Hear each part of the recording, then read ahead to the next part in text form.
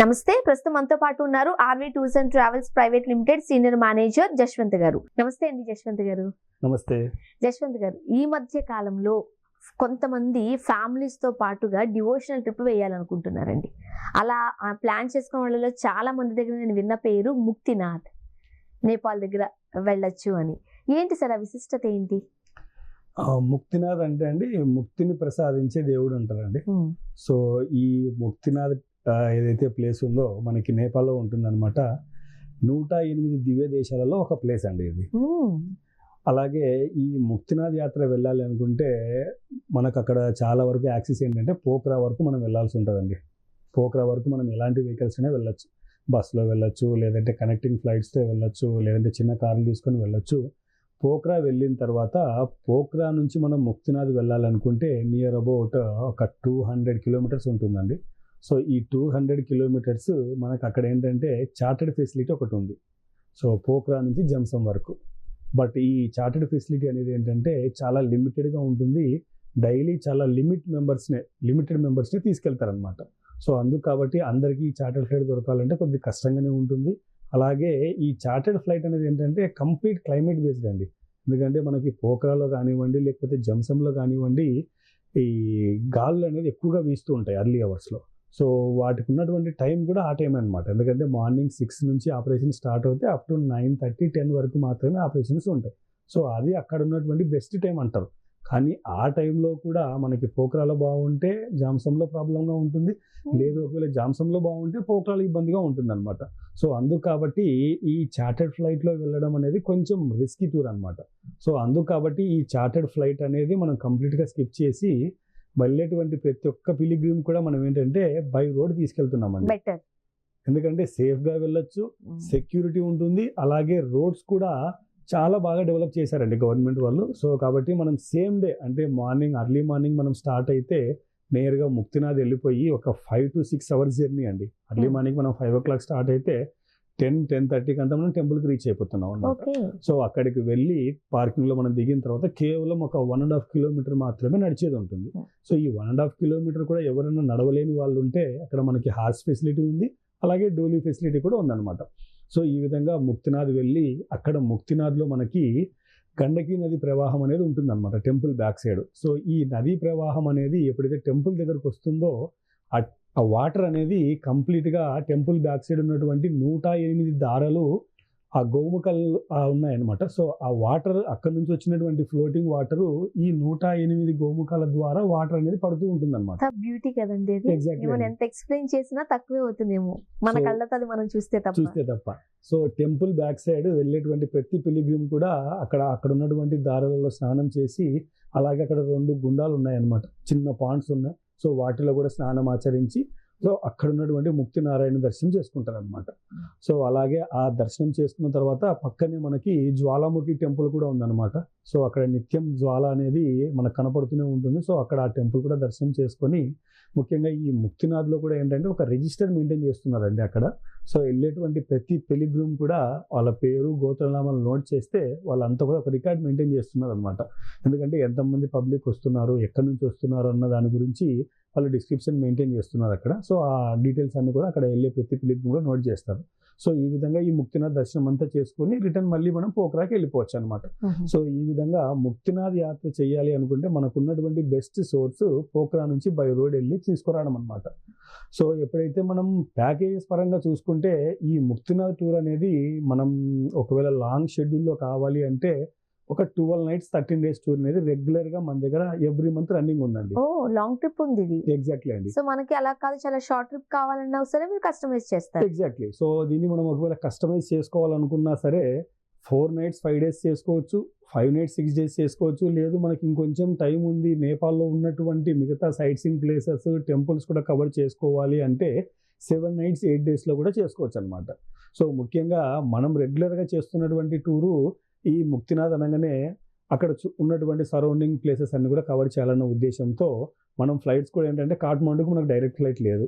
So కాబట్టి నేపాల్కి నియరెస్ట్గా మనకి ఎక్కడైతే ఫ్లైట్ యాక్సెస్ ఉంటుందో అక్కడ దాకా మనం ఇండియాలోనే ఫ్లైట్ వెళ్ళి అక్కడ నుంచి కంప్లీట్గా టూర్ అంతా బై రోడ్ తీసుకెళ్తున్నాం అనమాట. ఎగ్జాంపుల్ ఇప్పుడు మనము ఉన్నటువంటి డెస్టినేషన్ నుంచి లక్నో వరకు ఫ్లైట్ వెళ్తాం. సో లక్నో నుంచి మనం జర్నీ స్టార్ట్ చేసి లక్నో సరౌండింగ్స్లో ఉన్నటువంటి ప్లేసెస్ లైక్ నైమిషారణ్యము, అయోధ్య కవర్ చేసుకుంటూ మనం సోనోలికి వెళ్తాం. అంటే ఇండియా నేపాల్ బార్డర్ అనమాట. సో బార్డర్లో వెళ్ళి అక్కడ బార్డర్లో స్టే చేసి అక్కడ మనకు ఉన్నటువంటి లుంబిని బుద్ధుని యొక్క బర్త్ ప్లేస్ అనమాట. సో ఆ టెంపుల్ విజిట్ చేసుకొని పోఖ్రా వెళ్తాం. సో పోఖ్రా వెళ్ళి అక్కడ మనం రెస్ట్ తీసుకొని ఒక రోజు పూర్తిగా ముక్తినాథ్ వెళ్ళి రావడానికి కేటాయించేస్తాం. సో ఈ ముక్తినాథ్ దర్శనం అయిన తర్వాత ఒక ఫుల్ డే కంప్లీట్గా మనం రెస్ట్ ఇచ్చేస్తామండి.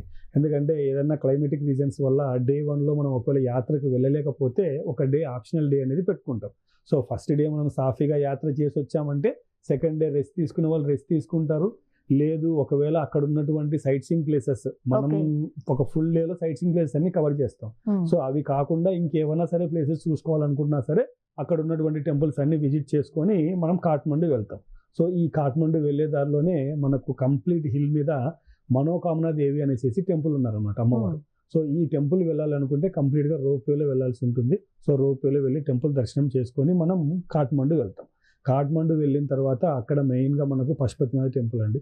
సో ఈ పశుపతినాథ్ టెంపుల్లో ప్రతిరోజు కూడా అక్కడ బ్రాహ్మిన్స్ చాలా విశిష్టంగా అభిషేకము అలాగే హోమం చేస్తూ ఉంటారనమాట.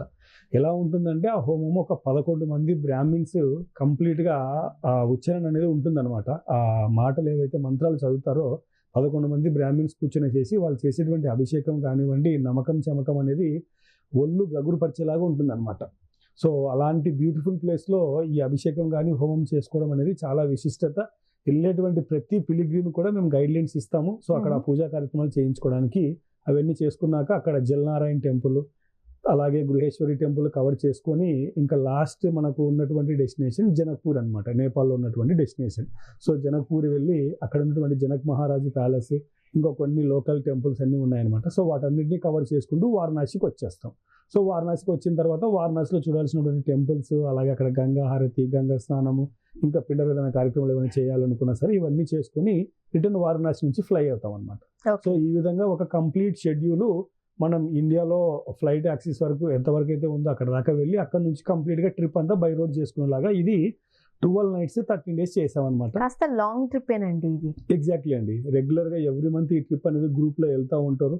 అలాగే ఒకవేళ కస్టమర్స్ ఎవరైనా ఇంత లాంగ్ ట్రిప్ మేము చేయలేము, కంప్లీట్ మాకు షార్ట్ ట్రిప్ కావాలి అంటే కూడా మనం అప్ టు గోరఖ్పూర్ వరకు ఫ్లైట్ వెళ్ళిపోయి గోరఖ్పూర్ నుంచి కంప్లీట్గా ట్రిప్ అంతా కంప్లీట్ చేసుకొని మనం దర్భంగా నుంచి రిటర్న్ ఫ్లై అవ్వచ్చు అనమాట. అంటే వాళ్ళు ఏ ప్లేసెస్ ని విజిట్ చేయాలనుకుంటున్నారు దాన్ని బట్టి కూడా మీరు కస్టమైజ్ చేసి ఇచ్చేస్తారు. ఎగ్జాక్ట్లీ అండి. ఎందుకంటే ఇప్పుడు మన 12 nights 13 days లో అక్కడ ఉన్నటువంటి మొత్తం అన్ని టెంపుల్స్ సైట్ సీయింగ్ ప్లేస్ అన్ని కవర్ అవుతాయి. సో వాటిల్లో కస్టమైజ్ చేసుకొని మేము 6 days లో వెళ్ళాలి లేదా 7 days లో వెళ్ళాలి, కొంచెం బడ్జెట్లో వెళ్ళాలి. ఎందుకంటే ఇప్పుడు మనం కాఠ్మండు వెళ్ళాలి అనుకుంటే డైరెక్ట్ ఫ్లైట్ లేదు కనుక కనెక్టింగ్ ఫ్లైట్ తీసుకొని వెళ్ళాలి. సో కొంచెం కాస్ట్లీ అవుతుంది. సో అటువంటి వాళ్ళకి ఏంటంటే near by up to Gorakhpur వరకు మనం వెళ్తే గోరఖ్పూర్ నుంచి బార్డర్ కేవలం 3 hours జర్నీ అనమాట నేపాల్లో ఎంటర్ అవ్వడానికి. సో బై రోడ్ వెళ్ళొచ్చు అనమాట. సో బై రోడ్ వెళ్ళి అక్కడ నుంచి మనం లుంబిని చూసుకొని అలాగే అక్కడ నుంచి మనం ఒకవేళ జర్నీస్ చేయడం ఎక్కువగా ఇబ్బందిగా ఉందంటే లోకల్గా ఇంటర్నల్ ఫ్లైట్స్ కూడా తీసుకోవచ్చు అనమాట. లైక్ భైరవా నుంచి పోఖ్రాకు ఫ్లైట్లు వెళ్ళొచ్చు. పోఖ్రా నుంచి ఒకవేళ కాఠ్మండు కూడా మనం జర్నీ వద్దు అనుకుంటే దాన్ని కూడా ఫ్లైట్ తీసుకోవచ్చు. కాఠ్మండు నుంచి జనక్పూర్కి మనకు ఫ్లైట్ యాక్సెస్ ఉన్నాయి. సో ఈ డొమెస్టిక్ ఫ్లైట్స్ ఏవైతే నేపాల్లో మనకు ఉన్నాయో వీటన్ని కూడా ఏంటంటే కేవలం ఒక 15 to 20 minutes జర్నీ మాత్రమే ఉంటాయండి. సో కావాలి అనుకుంటే మనం కంప్లీట్గా దీన్ని ఫ్లైట్ ప్యాకేజ్ కింద కూడా చేసుకోవచ్చు అనమాట. కస్టమర్ ఇంట్రెస్ట్ని బట్టి కస్టమర్ బడ్జెట్ని బట్టి ఎలా కావాలన్నా సరే ఈ ప్యాకేజ్ అనేది మాడిఫై చేసుకోవచ్చు అనమాట. ప్యాకేజ్ డీటెయిల్స్ ఎట్లా ఉన్నాయి? ప్యాకేజ్ కాస్ట్ సంబంధించి చూసుకుంటే అంటే రెగ్యులర్గా మనం 12 nights 13 days ప్రోగ్రామ్ అనేది విత్ ఫ్లైట్స్తో అక్కడ మంచి AC vehicle, accommodation, food, breakfast, lunch, dinner ప్రతి గ్రూప్తో ఒక టూర్ మేనేజర్ని కూడా కలుపుకొని 76,500కి ఇస్తున్నాం అనమాట. ఇంత లాంగ్ ట్రిప్ అంత తక్కువకి ఇస్తున్నారు. ఎగ్జాక్ట్లీ అండి. అలాగే మనం ముక్తినాథ్ దర్శనానికి కూడా ఏంటంటే అక్కడ మనము చిన్న వెహికల్స్లోనే వెళ్ళాలండి. లైక్ స్కార్పియో వెహికల్స్ కానీ ల్యాండ్ క్రూజర్స్లో కానీ వెళ్ళాలి. రెగ్యులర్గా ఏంటంటే అందరూ కూడా ఒక స్కార్పియో వెహికల్లో 6 members తీసుకెళ్తారు. బట్ మనం ఏంటంటే స్పెషల్గా కేవలం 4 మాత్రమే తీసుకెళ్తాం అనమాట. అంటే ఫ్రంట్లో డ్రైవర్ పక్కన ఒకరు, సెకండ్ లైన్లో 3, కంప్లీట్ వెనకాల ఎవరిని కూర్చోబెట్టాం అనమాట. సో ప్రతి వెహికల్లో కేవలం 4 members మాత్రమే తీసుకెళ్తాం. సో జాగ్రత్తగా అంటే సేఫ్ అండ్ సెక్యూరిటీ చూస్తున్నారు. ఎగ్జాక్ట్లీ అండి. ఎందుకంటే కస్టమర్ చాలా కంఫర్ట్గా వెళ్తారు, ఎక్కడ మనకి రిస్క్ ఉండదు, జర్నీ చేసామన్న ఫీల్ కూడా ఉండదు అనమాట. సో మార్నింగ్ వెళ్ళి ఈవినింగ్ బ్యాక్ వచ్చేస్తారు. సో ప్రతి వెహికల్ లో 4 మెంబర్స్ మాత్రమే వెళ్తారన్నమాట అదే ముక్తినాథ్ దర్శనం. కిక్కిరి చేసి ఆ గాలి ఆడకుండా చేసి అంతసేపు జర్నీలో కూర్చోవాలంటే కాస్త ఇబ్బంది కూడా అయిపోతూ ఉంటుంది. ఎగ్జాక్ట్లీ సో అండి. అట్లా ఏమీ లేదు, చాలా సేఫ్ గా సెక్యూర్డ్ గా అండ్ ఫ్రీగా తీసుకుని వెళ్ళి తీసుకొస్తున్నారు చాలా తక్కువ కాస్ట్ కి. ఎగ్జాక్ట్లీ. ఎవరైనా ముక్తినాథ్ వెళ్ళాలి అనుకుంటున్నారో ఇంకెందుకు ఆలస్యం, కింద స్క్రోల్ అయ్యే నెంబర్ కి కాల్ చేయండి. ఆర్వి టూర్స్ అండ్ ట్రావెల్స్ సిబ్బంది మీకు అందుబాటులో ఉంటారు. మీకు ఎలాంటి డౌట్ ఉన్నా సరే చక్కగా క్లారిటీ ఇస్తారు మీకు.